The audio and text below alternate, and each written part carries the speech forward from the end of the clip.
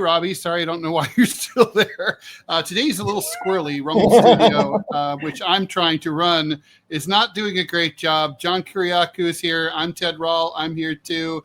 The Rumble feed is a little squirrely. So if you guys are joining us on Rumble, thanks for being here. I do see some of you guys, so I'm hoping that you guys have figured it out. We had to drop one of the feeds. YouTube seems to be running good, so we will see what happens there. John, thanks for joining us from across the big sea. So lots to talk about today. Donald Trump, our president, is apparently not dead and decided to provide proof of life. We'll talk about that and what that means. Over the weekend, news dump, the Washington Post dumped this extraordinary U.S.-Israeli PDF plan, 38-page plan to basically ethnically cleanse Gaza and exactly what the details of that would look like. It's a big scoop for the Post, but unfortunately they decided to bury it over the weekend, over the holiday weekend on top of that. But we'll get into the details of that. Eric Trump, not a big shock, wants to be the president. He's the one who is on SNL, little buddy. Can I interrupt you on that? Funny Please. thing too is I sent you an email saying, or a text message, whatever it was, saying Donald Jr. according to The Hill, but not Donald Jr. Eric. Where'd that come from? Well, he's the smart one. So, yeah. Okay. Anyway, so we'll get into that. Hey, look, these days anything's possible. And an old CIA MK Ultra side project from San Francisco is back in the news. We'll get into that. And I love this story. I'm looking forward to talking to you about it. I really was taken aback when China's President Xi was trying to basically say that, China and communist China and Russia kind of had similar roles defeating fascism in the Axis during World War II. And I don't know what history books he reads, but that's not the one I read.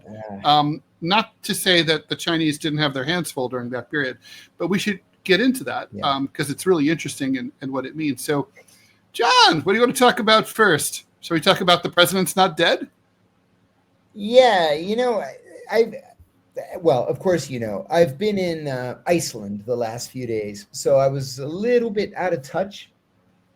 And then I start getting text messages from friends of mine saying, do you think Trump is really dead? I'm like, what? What's that all about? So I go straight to Fox News thinking if Trump is dead, they would be the first ones, self-flagellating. There's nothing. Then there's nothing on CNN. There's nothing on the Washington Post, on the New York Times. So I Google it, and an article pops up from the Hindustan Times saying Trump may be dead. People are talking about it on Twitter, and there are hashtags, Trump is dead.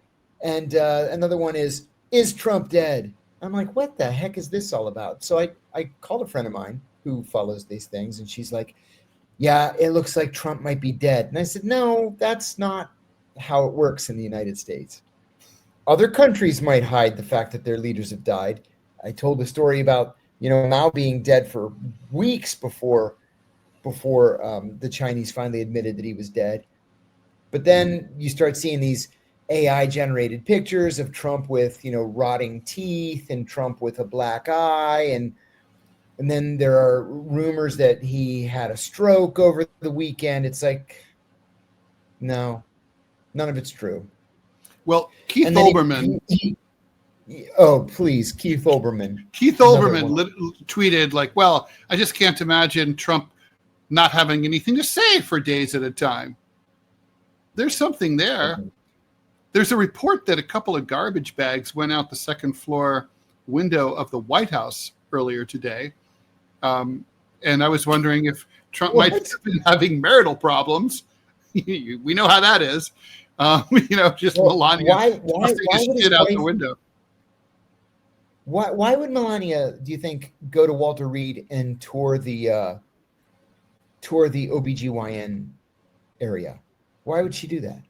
It's a good question. And people are saying, oh, it was cover. It was cover because she was visiting Trump. He had a stroke and he's in there secretly. And it's like, no, he's not. Well, I mean, look, I'm going to lay, the Trumpies are going to be happy to hear me say this. I'm going to lay this at the feet of Joe Biden, like the way every administration likes to blame the past. But I think this is true this time, right? I mean, the Democrats and Joe Biden, and we interviewed Jake Tapper here to talk about it, a few months ago, basically tried to convince us that all was well with Joe Biden for 4 years. And now, of course, obviously, we know our lying eyes were pretty much telling us the truth, and we're, and so I think that's going to happen a lot. Like, I mean, the American people were lied to about the state of President, Wilson, President Eisenhower, and it's happened at other times. But there's never been anything like as astounding and prolonged and extreme as the Biden 3.5-year cover-up of his mental state that all became clear when he presented himself at the Trump presidential debate.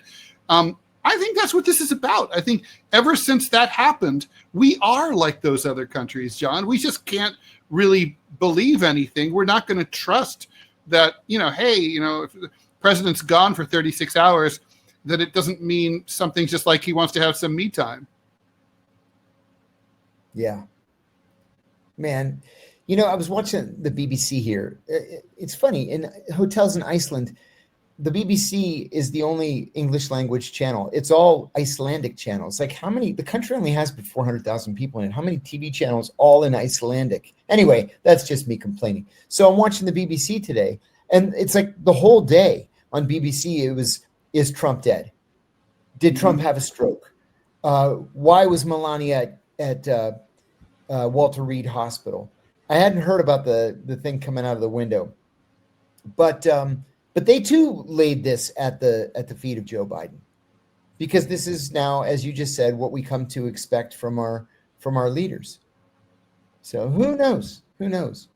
I will say that both Politico and The Hill are very happy to be coming out with their top 10 lists of potential candidates, and some of them are nuts, and some of them we're going to be talking about for the next 3 years.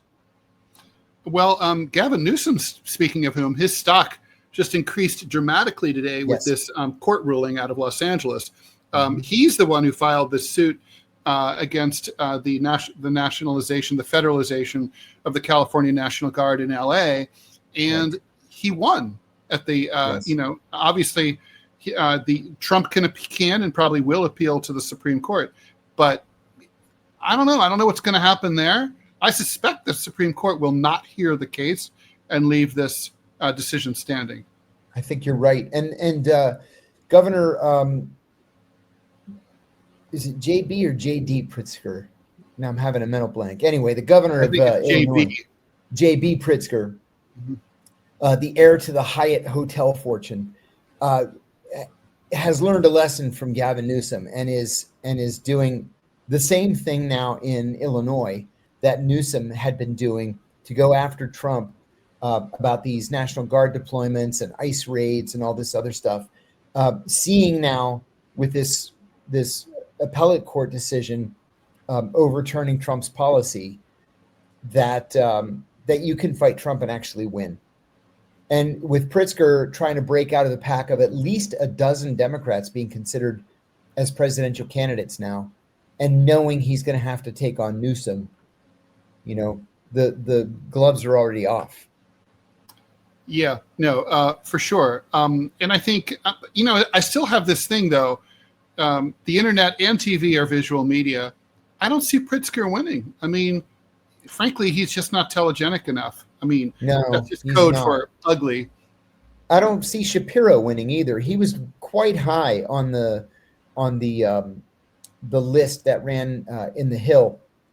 But this is a guy who served in the military, not the American military, the Israeli military. And I'm sorry, but I'm not voting for somebody who volunteered to fight in the Israeli military. Nor am I. And I'm not. And look, he is a very fierce supporter of the genocide in Gaza. Yeah. And look, that's an unpopular genocide right now. I don't think it's going to age particularly well as the bodies are dug up next year, and the year after that. I mean, can you imagine, John, how the world is going to be judging Israel and those who supported it, 3 years from now? It's not going to be pretty. I mean, there's not going to be any avoiding any of this. This isn't going to be like George W. Bush, sort of coasting to re-election, even though no WMDs were found in 2004. This is going to be like George W. Bush's approval ratings in 2008.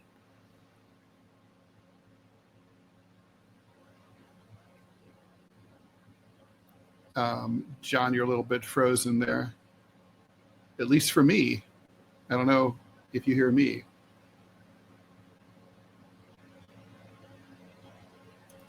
Robbie, do you see John? I see him, but he is froze. Okay. All right, John, if you hear us, you're a little frozen here. That's the official Southern term. At least Robbie's John's in at least, it's not like with your mouth open, like. Yeah, it always helps. Okay. John, please reboot maybe and rejoin, and I'll be waiting here for you. But, in all fairness, I understand why this happens whenever as you know, I'm a right winger, and I get into it with a lot of other right wingers.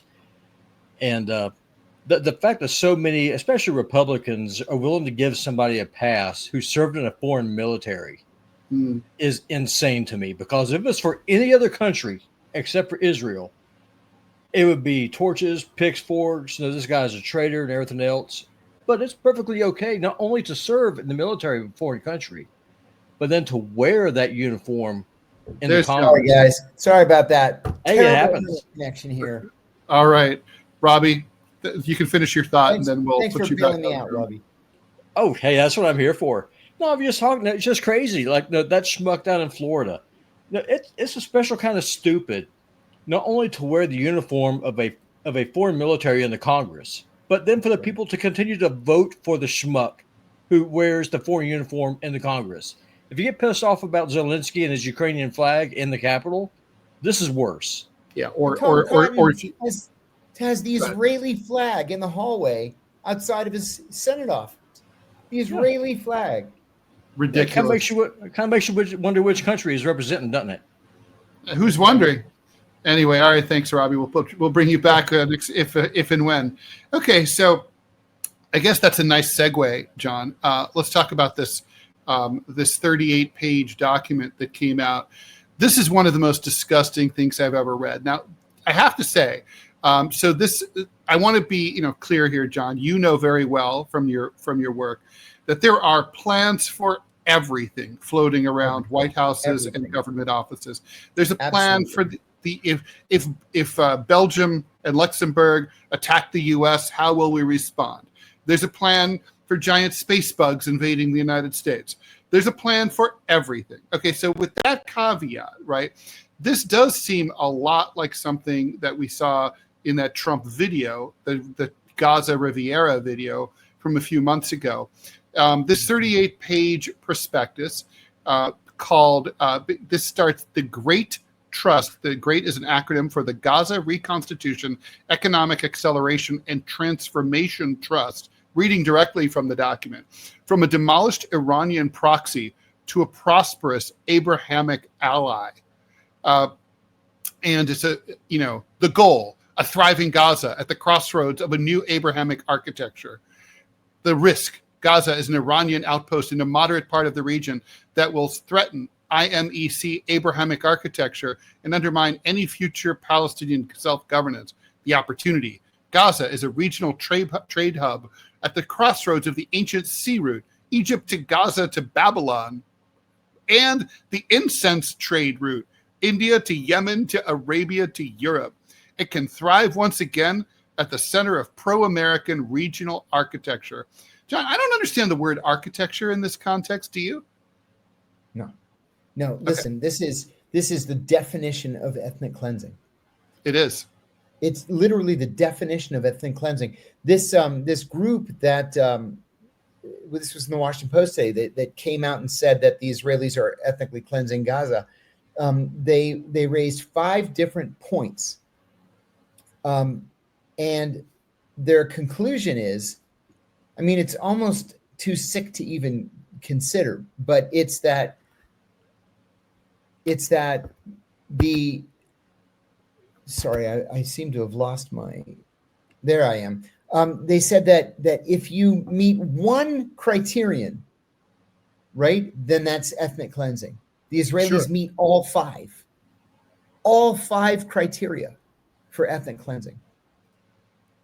How the European countries aren't jumping up and down about this today, it's a mystery to me. And then I'm ashamed to say even the Greek government came out and said, we will stand with Israel if it is the last country on, it's like, what are you guys doing? I mean, I understand you hate the Turks and the Turks hate the Israelis, so now you love the Israelis. I get it. But do you have to be joined at the hip with the Israelis too? It makes me ashamed. So one detail that leapt out at me, and I'm sure it did to you too, John, is that in order to compensate victims of ethnic cleansing who would be thrown out of their ancestral homeland of Gaza, they would receive $5,000 American dollars. Unbelievable. $5,000 to give up I mean, we're talking about your homeland for the last 2,000 plus years. You're going to walk away for $5,000. Now, of course, I don't have to fight Israelis every day and risk getting shot to death for the crime of standing in line for food and clean water. So I shouldn't judge, but $5,000, I'd rather be dead. Me too. And I suspect a lot of people over there are going to agree with that. And also I thought it was interesting that neither the Israeli nor the U.S. government nor the Trump administration specifically denied that they were taking this plan seriously. Nobody said, we're not going to do this. We deny this, or even the weasel words of a typical Washington denial, which is we have no such plans, which could mean we're thinking about it, but we haven't decided to pull the trigger yet. They're not even making that kind of denial. Yeah, you're right. They're not even making they're not making any kind of denial. And It's amazing to me that even Donald Trump, who granted is known for his pro-Zionism, would go so far as to risk being called an ethnic cleanser for the rest of eternity. History's not going to smile on this. No, not at all. Not at all. So this seems to have been the fever dream of some tech bros, right? It kind of really reads like that. And it has a lot of jargon. Like, what's with this Abrahamic thing? Yes. I mean, by the way, Muslims are Abrahamic. They are Abrahamic. Yes. So exactly. I mean, most Gazans are either Christian or Muslim. So therefore, everyone there is Abrahamic. And then they have these, it's just this whole we're going to make this super modern, and there's all these crazy charts in here, $24 billion in direct revenue within 10 years by the year 2035. Levers to reduce the trust's investment. I'm reading directly from the report. Increase the number of Gazans who volunteer to leave Gaza during the reconstruction. Increase the percentage of PPP investments and/or expand the categories where those investments are used. Public land can be used as collateral. Public land? This land doesn't belong to anyone but the people of Gaza and a future Palestinian state. PPP stands for Public-Private Partnership Investment. Right. So, they're talking about they're talking about how they have companies that they claim are already interested in doing this, including IKEA and the Arabian Construction Company. And they have a lot of emphasis on broadband, tourism, all this. Gazans permanently relocating is an important bullet point. 90,000 families, 500,000 people by year 10 minimum. Each family will receive $55,000 in relocation package, plus subsidized rent for 4 years. I mean, it's very detailed. I encourage everybody to go over to the Washington Post and read it, or see if you can, if you're not a subscriber, see if you can find a reprint somewhere online. But this is exactly what genocide is. This is ethnic cleansing, and I just thought it was fascinating. Just to see just how and this according to the Washington Post, I should say, this has been making the rounds in the White House. This is a quote from the Post. People familiar with the trust planning and with administration deliberations over post-war Gaza spoke about the sensitive subject on condition of anonymity. The White House referred questions to the State Department, which declined to comment. On Wednesday, Trump held a meeting to discuss ideas for how to end the war, and the participants apparently all discussed this plan. Apparently, the Gaza Humanitarian Foundation, which has been, of course, shooting the people who are coming to try to get food, are also, are deeply involved in this. It's all part of this. It's extremely detailed, and that's the part that's just so frightening. It makes me sick to my stomach. I've been yelling for years about the Turkish occupation of the northern 1/3 of Cyprus. I would volunteer to fight if the Turks tried to throw out the rest of the Cypriots from the southern 2/3 of the island, as an example. And they can take their $5,000 and shove it up their rear ends.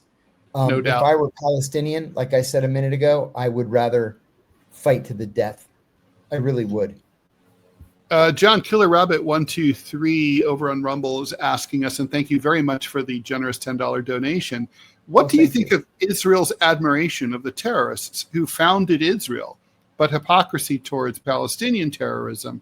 As a Brit, I despise all terrorists, but it must complicate their stance, or not?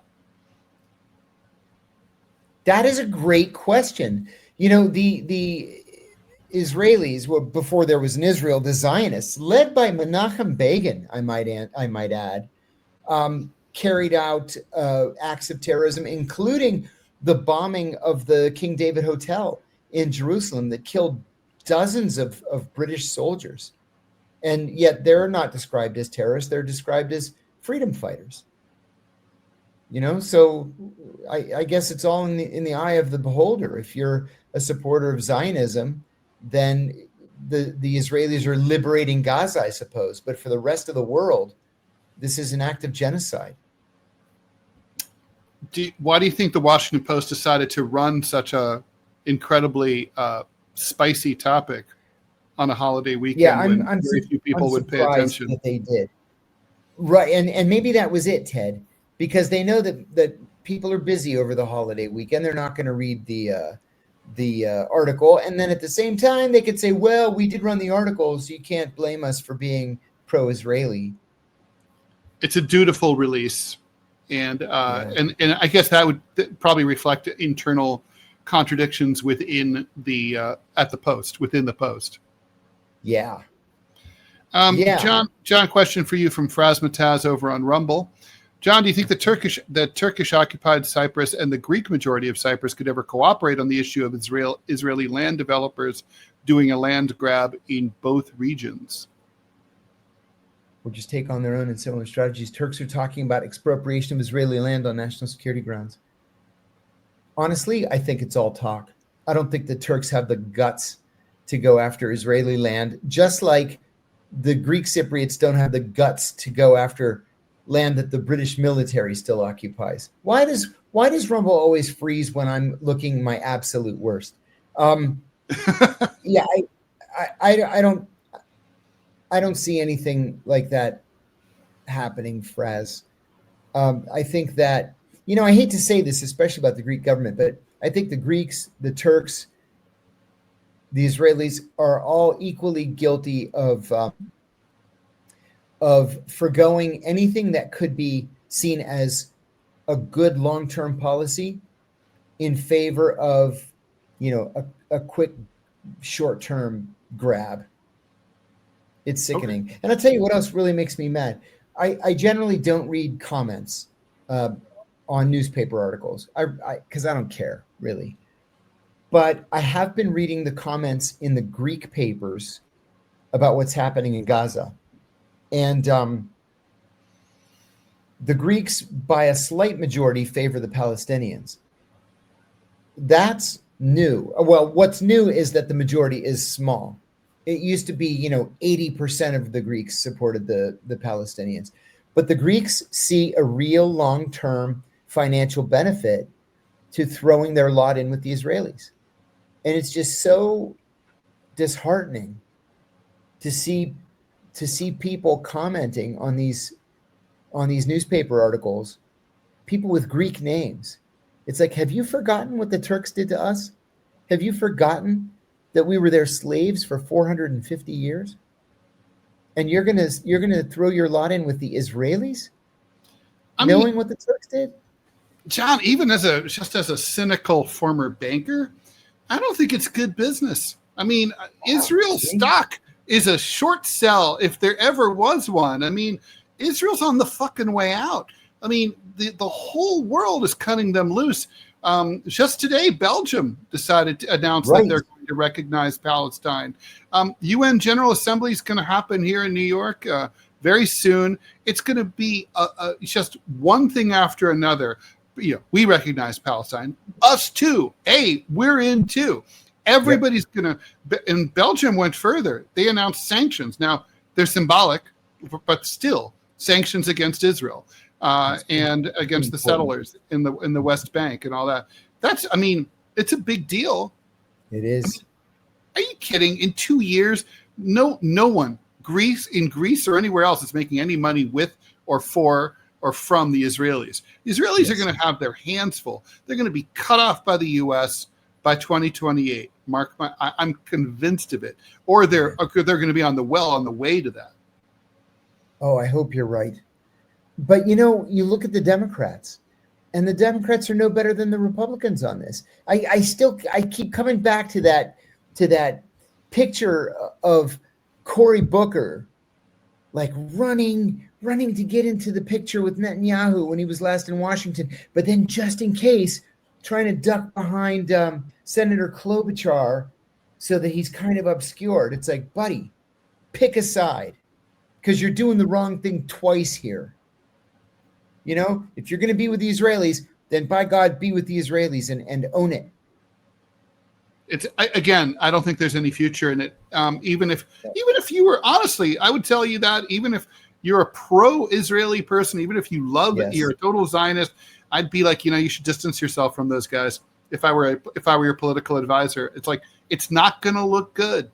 Yep. Hey, MW Knox 185, thank you very much for the donation.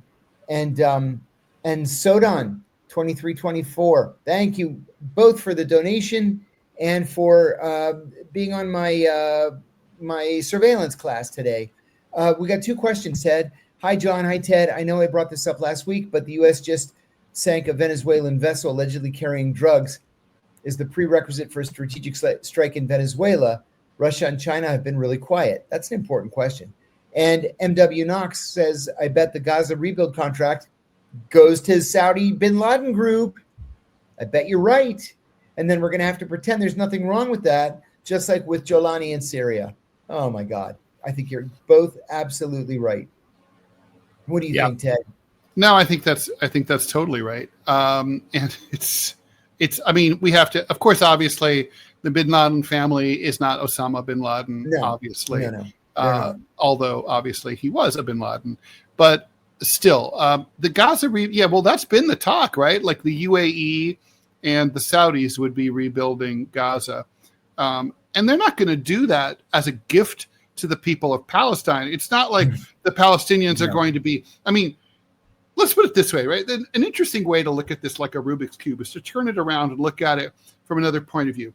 Imagine a different world. Imagine a world where Israel and the U.S. and everyone else says, okay, enough. The madness has passed. Hamas is gone. We're going to rebuild Gaza. and basically make it nice for the Palestinians. Well, how would that look? How would you do that, right? Well, you would have to relocate them temporarily. It would be kind of like after the big earthquake in Turkey 25 years ago, where people had to move out of Istanbul and live in these massive tent cities in the outskirts, in the suburbs, and then they'd be able to come back home later. So how would that look? I mean, they would have to live in Israel proper. You couldn't move them to Egypt because there would always be the danger the Israelis would not let them back in. So they'd have to move to the Negev or whatever. They'd live in tent cities for probably 5 years or more while all the unexploded ordnance is found and all the buildings are, basically you need everything from scratch, right? New sewage, new electricity, everything. Rebuild all the buildings. That's going to take billions of dollars. And then, imagine rebuilding Manhattan from the ground up. That's what we're talking about. Literally. So it's literally the same size and same population as Manhattan. So then, then they're allowed to come home. Well, why would the Saudis or the Emiratis or anyone else do this unless they were compensated in some way? Just to be nice? I'm not usually a person who thinks much about the poor Saudis, but why should the Saudis fix it? They didn't bomb the shit out of it. Why should the Emiratis do it? It's not their fault. It's the Israelis who did it. So why are they going to do it? The only reason they would do it is if they could make a profit. There's no other way. And that profit motive means the Palestinians can't be there. The Israelis they've been living, with ethnic cleansing in the West Bank. They know that the facts on the ground tend to win, right? Possession is 9/10 of the law. You go in there, you kick people out, and then you're there. And it's hard for the world to say, get these fucking settlers out of there. They don't belong there. Although that's the truth. They're squatters, right? It's like if squatters move into my apartment while I'm on vacation, I can call the NYPD and get their ass thrown out. But the point is, but that's exactly what should happen to the Israelis who are in the West Bank. So similarly, they're gonna, they're like, well, we'll just bomb the shit out of Gaza, and then these people they'll have to leave, and then it'll be ours. It will be ours. That's what that was always their idea, and it's always, and I don't blame them because it's always worked before. I agree, and I hear a lot of people, I have to be careful the way I word this because I don't want anybody to take it incorrectly. I hear a lot of people saying, what did Hamas think was going to happen? On October 7th, did they think the Israelis would just fold like a house of cards? No, they didn't think that. They were going to live happily ever after? They did not think that. What did they think the response was going to be? And I'm not condoning it. This is genocide. No, they knew that. Look, I think Hamas knew exactly what was going to happen, and I think that if they had to go back to October 6th, they would do the same exact thing because it worked in their. It accomplished what they were trying to accomplish. They were trying. The people of Gaza, they were locked behind this security wall, and the key was thrown away, and nobody gave a shit about them, and the world had completely forgotten. The world, the Saudis were moving toward normalization with Israel.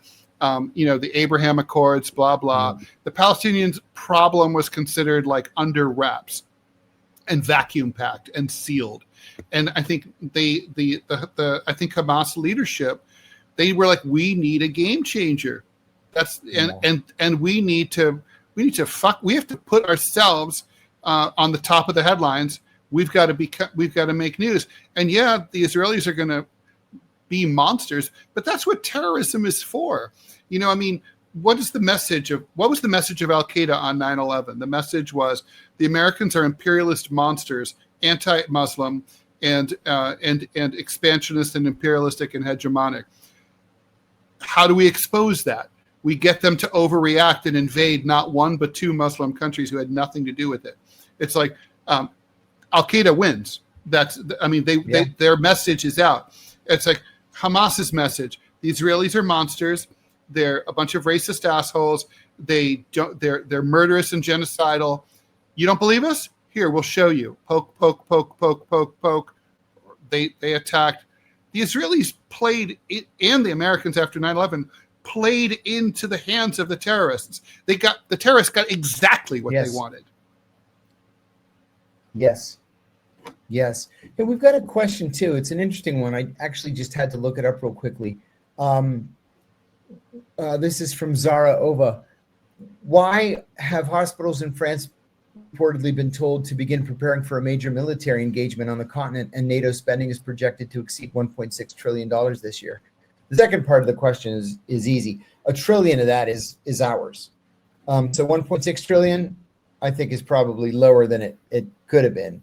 But I hadn't heard about hospitals in France being told to prepare for a major military engagement. So I looked it up, and that it is true. Hospitals in France have been told by the Ministry of Health to begin to brace for a major engagement by March 2026, with chilling instructions to be ready to treat a flood of wounded troops from across the continent. The French government believes that the war in Ukraine will devolve seriously, and that France is going to have to absorb hundreds of battlefield casualties per day. Now, it's unclear to me, and this is from the British media. It's in the Sun, it's in the Mirror, it's all over the place. It's unclear to me if this is a training exercise or what, but it goes on to say the ministry bluntly admitted, quote, "It is therefore a question for our health system of anticipating the care of military patients in the civilian health system. And while Paris frames this as a major engagement, the reality is actually far starker. Under NATO's Article 5, of course, if France were attacked or if Russian troops stormed into any allied nation, the whole alliance would be pulled in. That's why everybody's been so careful not to engage, for example, Poland, right? Or if the Russians send a drone over Poland and it's seen in Germany or shot down in Germany or whatever was the case last week, the Russians just deny it. Say, oh, it was, some hobbyist, or it was a Ukrainian drone or whatever. Lulu3 comments, Macron, the drama queen. That's what I'm going to hang my hat on, because Macron is a drama queen, especially when it comes to Ukraine. Nobody else is preparing for this World War III to begin in March. So maybe it's just Macron, Ted, maybe he was watching the show last week and heard what you said about his electoral chances. So maybe he's trying to drum something up. I don't know. I don't know what to make of this. The French are never above ginning up a little bit of drama.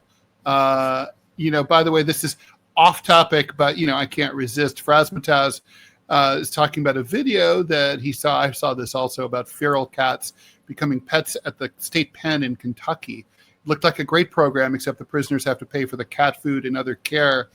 Any thoughts on this as a prison civil rights guy, John? So these cats cut down on yard fights.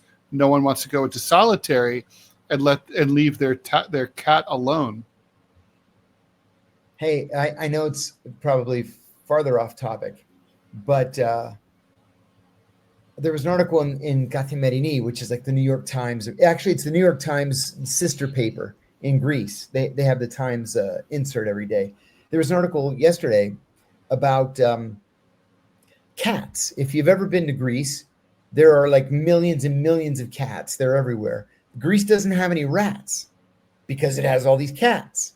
And it was saying in this article that now there are 24 different like humanitarian pet adoption organizations in Greece, where if you go to Greece on vacation and you have this great time and you see a cat and you love the cat, you can take the cat with you and go home, right? You have to pay for like a rabies shot or whatever. Sure. So you can take the cat and just go home.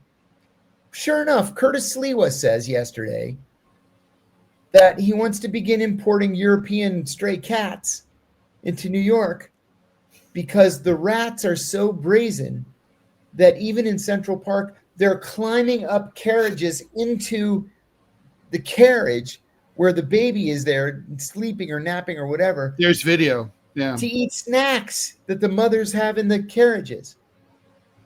So yeah, the cats are run. The cats used to be in the subway, confined to the tracks. You'd see them. Right. Now they're up on the platforms, broad daylight. Disgusting. It is, there's a really interesting cat story.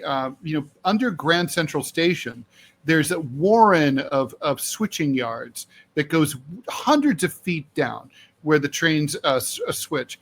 And for years, there were feral cats that were down there that kept the rat population down. But then the ASPCA, some do-gooders came in and rescued all the cats and cleared them out.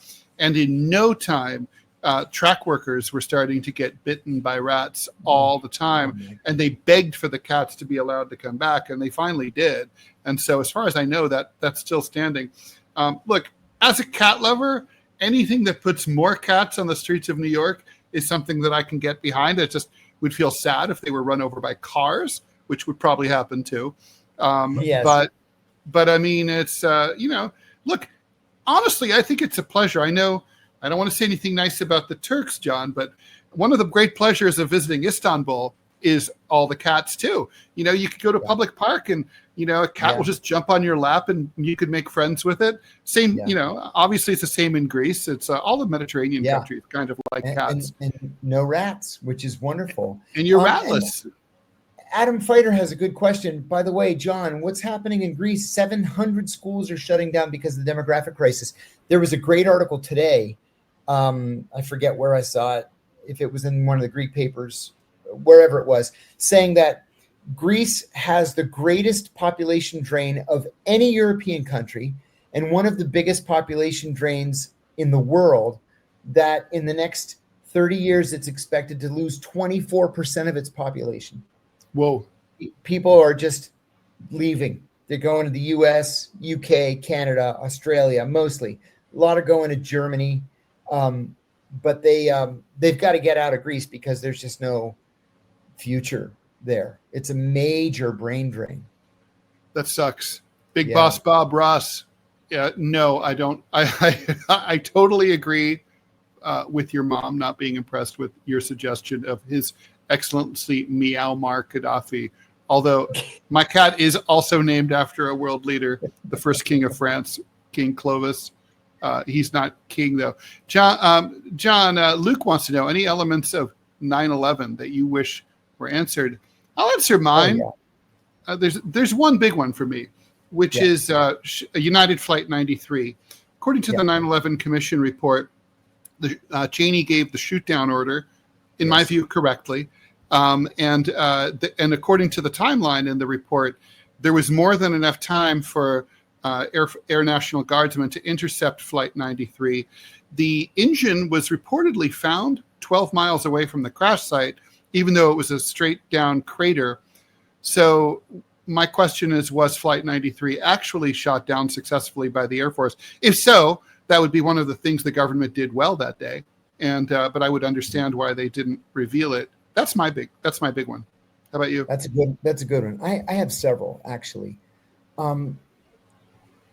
I want to know why the Pentagon never released the rest of the video from all the cameras around the Pentagon. We've got the video from the Exxon station over on Columbia Pike, which doesn't tell us very much. There were dozens of cameras all around the Pentagon, if not more than dozens. And I want to know why that video was never released, because it gives rise to conspiracy theories that it was a missile. There was a woman I was talking to at a speech that I gave. Woman was like in her 70s, and she told me with a completely straight face that she believes that the plane that hit the Pentagon actually did not hit the Pentagon, that it landed at an Air Force base in Norfolk, Virginia. Everybody was taken off the plane, and they were executed in a gas chamber on the airbase, and their bodies were incinerated. And then the Air Force shot a missile into the Pentagon so that we would have an excuse to go to war. And I said, ma'am, with all due respect, we don't need an excuse to go to war with anybody. if you haven't paid any attention to U.S. foreign policy, if we want to kill people, we just start killing them. We don't say, oh, you know what? I better murder a whole bunch of Americans so I have an excuse to go out there and attack Iraq. No, you just attack Iraq because nobody's going to call you on it. You just do it. Yeah, no, I had a friend, a very good friend, who he was all about the in plain sight and all these videos and stuff. And we both live in New York, and he was like, well, so it was a missile that hit the World Trade Center. I'm like, dude, there are thousands of eyewitnesses who saw the planes go, and not to mention there's video. But it's like, we know, and I'm like, okay, so if you're telling me it was missiles, I'm like, so riddle me this. Where are the two planes and the passengers? Where are they? And he's like, I don't know. He goes, that's for the official story to answer. I'm like, the official story did answer it. It's up to you as the person with the alternative explanation to tell me. I'm like, so you're going to tell me someday we're going to find the two planes at the bottom of the sea? He goes, maybe. And I'm like, okay, God.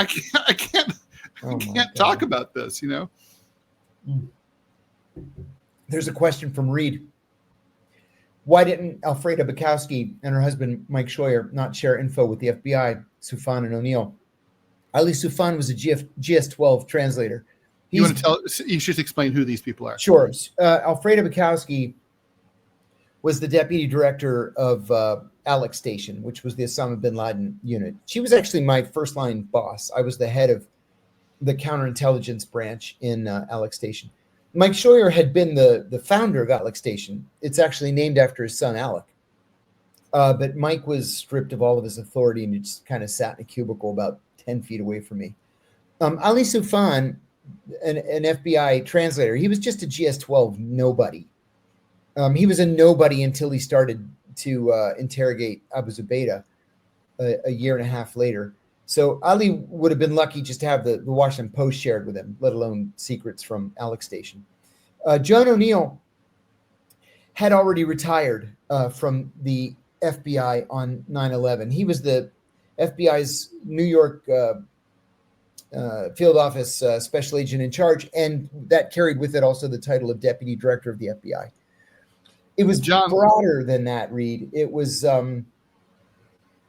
broader and deeper, actually. People don't fully understand, I think, the depth of the hatred between the CIA and the FBI, to the point where they allowed 3,000 Americans to die on one day, just because they hated each other so much.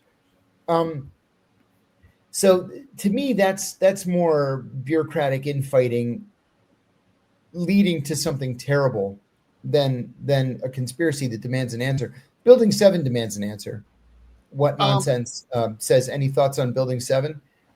I have my own. So do I. Go ahead. Oh, John, you're kind of frozen. John, you are frozen. Okay, hopefully that will be resolved. John, if you can hear me, please reboot, or maybe it'll just resolve. But Robbie, I'm back. You're back. Yeah, it's like a bad penny. Well, I don't even know what a bad penny. How's a penny bad? A penny's always worth a cent. Well, because if it's tails, not heads, no, then it's bad luck. So there's the old John. wives saying goes. Sorry. Hey, he's back. Okay, all right. Hey, John, let's. Okay, bye, Robbie. Sorry about that. Okay, so sorry, that was rude. We'll bring Robbie back. So, all right, I want to hear your thoughts about Building 7, World Trade Center on 9/11. I have thoughts too. Go ahead. Yeah, I think that the building became structurally unsound when the other towers came down, and even though it wasn't, plus the explosion from the reserve fuel thing in the sub basement would have done it in. That's exactly that's my take exactly. Yeah, I mean, people don't understand who are not from New York or haven't been to New York. I mean, so these buildings were immense, right? 110-story building is basically a quarter of a mile high. There were 2 of them. When they came down, they created a seismic incident that was registered on earthquake monitoring devices 100 miles away. So it all came down all at once. It was a lot of weight. The building across the building, 7 World Trade was right across the street. Oh, yeah. So, and it was a much smaller building. So the shock had to have been profound. And it had this giant fuel tank right in the middle of it that, basically caught fire. I mean, that's what I think happened there. I don't think it's a big mystery. I don't either. I want to add something. I'm going to speak at an event next week. What's it called? It's this conference in DC about 9/11. And, just between us girls, I'll tell you the truth. A buddy of mine is doing PR for it. And he said, hey, do you mind speaking to a group on the anniversary of 9/11? I can give you $500. I said, okay, sure. I could use $500. I'll speak to your group on 9/11, not realizing that it's a 9/11 truther organization. So I thought, damn it. Now I've committed to this group and they're advertising and everything, and I'm kind of stuck. So I decided, no, you know what? The truth is I also have questions about 9/11. I'm not going to walk away from my long held positions that Al-Qaeda did 9/11. Mm-hmm. It did. I watched it unfold in slow motion in the 2 months before the attacks. Al-Qaeda did 9/11. It wasn't the Bush family. It wasn't the Jews. It wasn't the Israeli government. It wasn't the Saudi royal family or the lizard people or the space aliens or Shel Silverstein. It's not Shel Silverstein or Silverman or whatever the hell his name is. Poor Shel Silverstein. I know. I love Shel Silverstein. Whatever the owner of the World Trade Center, whatever his name is, Silverman, Silverberg, I don't know. And his, insurance claim. No. Al-Qaeda did 9/11.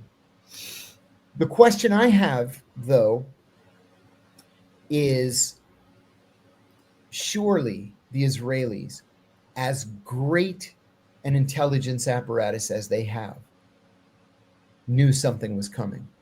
And indeed, George Tenet, Dick Clark, Cofer Black were shouting from the rooftops, something terrible is going to happen. We don't know when and we don't know where, but we know it's going to be an attack, the scale of which we have never seen. And the Israelis never offered us one sentence of intelligence to protect ourselves. Why? Because they had a national interest in the United States being attacked, because they knew that our response would be to go to war and kill as many Muslims as we possibly could. And that's exactly what happened. So I would like to know the truth. You think they sat on their hands? I do. I think they sat on their hands. On July 6th, 2001, I was entertaining a group of mid-level representatives from a Middle Eastern intelligence service. We used to do this literally every single day. And what we would do is I'd set up a day of briefings, and they get a briefing on Hezbollah, get a briefing on Al-Qaeda, get a briefing on this issue and that issue and the other issue. You take them to lunch, you take them up to the director's office, they shake his hand, they get a picture together, we exchange gifts, I take them home to the hotel, and then that night we go out to Capitol Grill and have an expensive steak. And then you do the whole thing again the next day. So I had scheduled a 1-hour briefing with a junior, 25-year-old junior Al-Qaeda analyst from the Counterterrorist Center. And when it came time for the briefing, Cofer Black himself walks in with Alfreda Bukowski. And I stood up and I said, gentlemen, this is Cofer Black. He's the director of counterterrorism for the CIA. This is the chief of Alex Station, etc. And he sits down and he says, something terrible is going to happen. We don't know when, we don't know where, but it's going to be on an unprecedented scale. I've told the story 1,000 times. He says, I beg you, if you have any sources inside Al-Qaeda, please help us. Well, these guys aren't dealing with Al-Qaeda. They don't have an Al-Qaeda problem in their country. And so they just sat there like this, sorry to hear this, but we can't help you. Sucks to be you. Yeah. And at the end of the day, I walked over to Cofer's office and I went in and I said, Cofer, I wanted to thank you for taking the time to come to talk to these guys today, but I got to ask you, I'm not working on Al-Qaeda on a day-to-day basis. Were you saying that for their benefit, or were you serious? And he said, oh, I was deadly serious. Something terrible is going to happen. Okay, well, if the Israelis have the best intelligence service in the world, or at least the best intelligence service in the Middle East, and they actually do cover these issues, why did the Israelis never tell us that something terrible was going to happen? They never said a word. And remind me to come back to Stephen Victor Andrews. He's mentioning Susan Lindauer and Sibel Edmonds. And you know what? I'm going to go back. Hey, if a warning filtered down to me, a nobody, then a lot of people were warned. Yeah, well, there you go. John, hold that thought. Let me read a quick ad here. Got to do it. Here we go. The countdown is over. The rivalries are real, and the road to the championship begins on August 23rd. Westwood One Sports brings you every electrifying moment of NCAA football, from the first snap to the final whistle. Top teams, big plays, unforgettable Sundays. Don't miss a second of the action. Listen to NCAA football on Rumble.com, the Westwood One Sports app, on WestwoodOneSports.com, via Westwood One station streams, or by asking Alexa to open Westwood One Sports. If it's sports, it's on Westwood One. I'm just about sold on that app. I've listened to you do that ad a half a dozen times. I'm thinking, you know what? That sounds like a pretty cool app. That's hilarious. In the 70s, they used to say if you heard the same ad 26 times, you would end up buying it. John, we have I know we're at risk of running long, and I don't want that to happen, but I also don't want to miss talking about some key things here. So where was this that I wanted? So one question that we had was, I can't find it right now, but I definitely want to talk about the this MK Ultra story. I don't know why this is making the rounds again. Somehow it went viral on Reddit and then spread across the internet writ large. Breaking news. So I guess history. We live in a country where history is breaking news. So I'm not going to get into what MK Ultra is, although you can explain what that is. But basically, Operation Midnight Climax is pretty funny. So basically, the question was, and this is true, this happened, right? So back in the 1950s, and so in the 1960s, the CIA set up a brothel in San Francisco, and they dosed unsuspecting Johns with acid, and they basically watched them through the two-way mirrors to see what they would do. And there were Senate hearings about this, headed by Senator Ted Kennedy in 1977 to get into all this, and it was called Operation Midnight Climax. And Snopes was asked to weigh in. Is this true? Yes. It's true. Yeah, I've written about this. And I did an episode of my TV show about it like 4 years ago or something like that. This happened in the 1950s through the 1960s. It was a sub-operation of MK Ultra, Operation Midnight Climax. It was also called MK Chickwit. And the CIA was experimenting with LSD on unsuspecting American citizens, people who never gave consent to be dosed with LSD. And as one of the sub-operations of MK Ultra, the CIA rented a house in San Francisco, turned it into a brothel, recruited prostitutes, and got them to bring their Johns back to the safe house where they were surreptitiously dosed with LSD. And then CIA officers would try to get them to disclose their deepest, darkest secrets, just to see if they would do it under the effect of LSD. They were really interested in truth serums, right? It was like a truth serum experiment. Correct. Is there such a thing as a truth serum, really? My understanding is that there isn't. No, not really.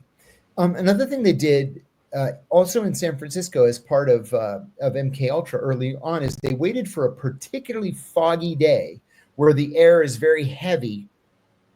And then they went around spraying this germ that they had developed just to see if everybody would get sick. right? Because they wanted to do this in Pyongyang or Moscow. They did something similar in New York City. They dropped a light bulb with that germ off the back of a subway to see how quickly it would spread. Well, 11 people came down with this really rare upper respiratory infection. And so they declared the operation a success. I remember, I don't know if it was in New York or if it was there, but one like a grandpa died. He was like, he got that respiratory infection. I found it. It's a Phrasmataz question. TWA Flight 800. Yeah. What do you think? That Pierre Salinger was convinced that it was accidentally fired U.S. There were U.S. Navy training operations going on in that area near JFK Airport, and it went down like sort of eastern Long Island, not quite at the Hamptons, but like on the way to the Hamptons, sort of your typical flight to Paris. And is it possible that like the plane, the Iranian jet that was shot down accidentally by the Navy in the Persian Gulf, that it was an accidental missile firing? I think it's possible. And, this is not something that came out, 10 years after the fact. This is something that came out within days of the crash of that plane. And, all we ended up getting was even days after the accusation was a statement from the Navy saying, no, we weren't doing operations in that area. Take our word for it. And there was a witness. There was a guy flying a private plane who claimed to have seen, and he was a vet. He claimed to have seen the contrail come up from the Navy ship. Yes, and he seemed to be a credible person who didn't have any history of wackadoodle behavior. Yeah, so, and for those of our listeners and viewers who don't know who Pierre Salinger was, he was one of the most highly respected journalists that ever came out of this country. He was JFK's press secretary. John F. Kennedy named him press secretary because he was so highly respected. He was the head of the Paris bureau of the International Herald Tribune. That's right. And the New York Times. This guy was a very serious, high-level journalist. He was a colossus. Not somebody who would normally just spout some kind of nonsense from a single source. By the way, if you remember, so right after this happened, for some reason, that's when you had to start taking your packages to the post office teller to have them. You couldn't drop a small package in a mailbox anymore. That's right. And then they instituted those tight, narrow slots instead, so that you couldn't open the thing all the way. All because of TWA Flight 800. I'm like, but if it was a fuel line problem, why can't we drop our packages in the mail anymore? Yeah, that's right. So all very confusing. John, I got to ask you we got to talk about this before we go. So China recently, so the Chinese, the Shanghai Cooperation Organization just had its big meeting, big blowout with President Kim of North Korea, obviously the host, President Xi of China, of course, President Putin of Russia. That's where the headlines were. I took careful note, though, of the fact that President Xi and China, for the first time ever, are trying to sort of share the glory of defeating fascism in World War II with Russia and the United States. And I'm kind of like, okay, but that's not what happened, right? No. So, I mean, I was like, China didn't ever fight the Nazis because of something called geography. Right. And they mixed it up with Imperial Japan, which was occupying Eastern China. But that was the Kuomintang, the KMT, the Nationalist Party. China was in the middle of a civil war. It's very complicated, right? And basically, during the 40s, these were the troops under Chiang Kai-shek, where they were the ones who were supposed to be engaging with the Japanese, occupation forces. They really weren't doing a great job, right? I mean, basically, the nationalists, like Chiang Kai-shek famously said that. How did he put it? He said the Japanese are a disease, but communism is a cancer. So he spent more time fighting the Chinese communists. The Maoists wanted to join, basically said, let's put our rivalry aside and fight the Japanese. And part of the reason the communists won is the nationalists were so corrupt and so incompetent and not interested in fighting the Japanese. And the communists like made hay out of that. And they won a lot of hearts and minds that way. But that doesn't mean that you personally get to claim credit. I mean, Putin must have had to really bite his tongue as the leader of a country that lost 30 million people fighting the Nazis. It's like, oh, that was us. We did that together. It's like, who's this us you're talking about? You know, it's funny. Everybody is commenting about this today. And they're saying the same thing, Ted, that you just said, that this had to be a tough one for Putin to take. Yeah, you know, the war ended, 80 years ago? And is that right? Yeah, 80 years ago. I think it's a little bit late for historical revisionism. How is, I mean, I have to admit, I just never, this seems to be a new jam for the Chinese.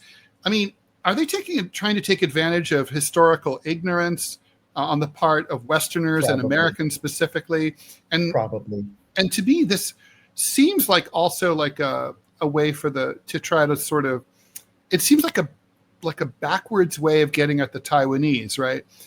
Because so a lot of people who don't realize this, right? This history, right? So in 1945, right, the nationalists basically started to flee at that point. Well, Taiwan had its independence from it was a Japanese province between after the Sino-Japanese War from 1898 to the end of World War II. At the end of World War II, the Japanese surrendered it and withdrew. And for 4 years, there was an indigenous Taiwanese democratically elected government on Taiwan. Then in 1949, when the Chinese nationalists were defeated by the communists, they fled, and with the help of the U.S. Navy, stole all of the antiquities and the gold from the Chinese treasury, fled to Taiwan, and basically, the book about this is called Formosa Betrayed, if anyone is interested in reading about this. And then the ethnic Taiwanese were basically pushed out of power. There was an incident where the nationalists massacred all the intellectuals on Taiwan. It's called like the 228 incident or something like that for February 28th.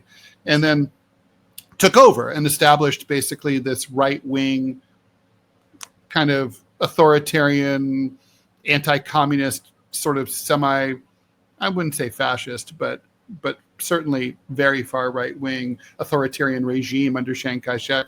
And then Chiang Kai-shek died in the 80s, and they transitioned to peaceful democracy.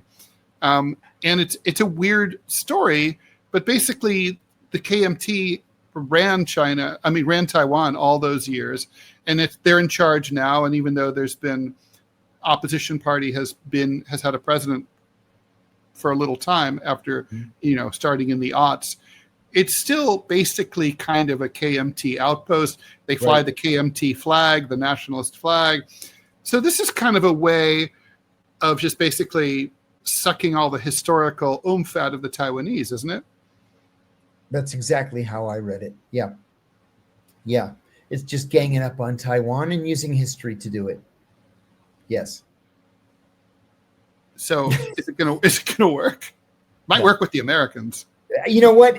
You said it before I could say it. Americans tend to be less well informed than most other global citizens.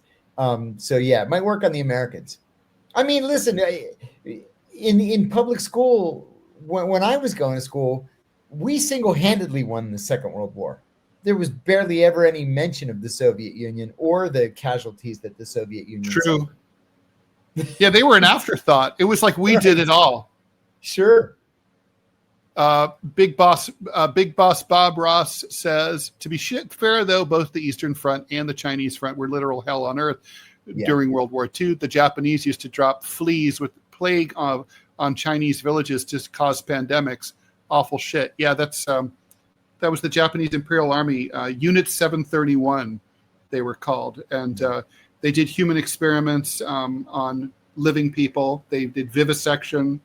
They froze people to death on purpose. And they dropped plague virus and anthrax in Manchuria. Yeah, they did, which they called Manchukuo. They annexed it. Yeah, probably the most pop history way for Americans to understand that is if you watch The Last Emperor, Bertolucci film, great movie, and The Last Emperor of China was kind of seduced by the Japanese into becoming the Vichy puppet ruler of Manchukuo under Japanese occupation. And although I always think for Americans who watch that movie, do they have any idea what's going on? No. Or is it just pretty? They say, oh, this poor guy, he was the king of China. Now he's just a gardener. Yeah. He was a turd. Yeah, he was. He deserved to, have his head chopped off. But I think the Chinese were extremely merciful. I think so too. I mean, he wouldn't have if it were up to Comrade Rall, things would not have gone that well for him. I'm with you. All right then. Anything else we have to talk about here? Unit of 731 lived free until his death. That was crazy. I didn't know that, Manya. I guess that's right. Yeah. And let's see. Do we have to talk about? I guess that's it. I'm going to check the Rumble feed here. Okay. U.S. Oversight Committee says NPC3 releases all subpoenaed documents from the DOJ related to Epstein. Devil's always in the details, or the lack thereof. President Trump says the U.S. military strike on a vessel in the Southern Caribbean targeted Venezuela's Tren de Agua gang, killed 11 people. And the Greek government just announced draconian prison sentences for anybody denied refugee status who does not leave immediately. Trump's going to love that. Never a dull moment on DeProgram, John. Say that. Thanks for running long. You've got to get to sleep. It's late we're going to be an hour late tomorrow, and it's all my fault. Well, it's the fault of the airline. But okay, so everyone, thanks, John, for that reminder. Normally we're here 5 o'clock Monday through Friday, but tomorrow, Wednesday, September 3rd, we will be here at 6 p.m. Eastern time, 1 hour later than usual, but it'll all be the same show, and John will be back stateside, so that'll be good to see him there. Thanks, everyone. Please like, follow, and share the show. Thank you for your generous donations. Please liking and follow. Please, thanks for everything, and we'll see you tomorrow, 6 p.m. Eastern. See you tomorrow.